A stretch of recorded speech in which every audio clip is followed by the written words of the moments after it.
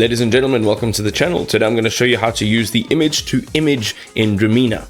Ladies and gentlemen, we are in Dreamina and this is your dashboard. And initially this box over here will say AI agent, and this will allow you to basically create anything. But what we want to do is just click on this AI agent drop down menu, click on AI image, and here we can choose what model we'd like to use.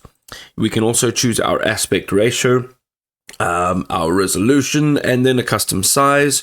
And they have a very cool feature whereas you can actually draw text onto an image. This is great if you're doing thumbnails or adverts or posters or things like that.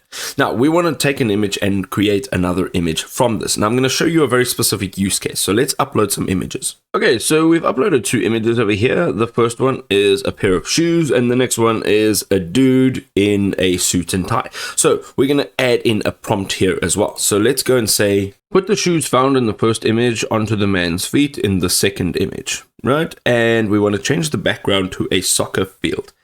Quite simply, we can just go ahead, let's change the aspect ratio over here because these images are in 9:16, and let us click on this button over here. Now you can see there were 4 images generated, and the reason for that is the first one sucks. The second one is kind of nice, but it wasn't what we asked for. The third one is great. That's exactly what we asked for. And the fourth one is not what we asked for at all. So it does give you 4 outputs, and obviously more specifically in your prompt, if you are putting more detail into the prompt, the image will actually come out better.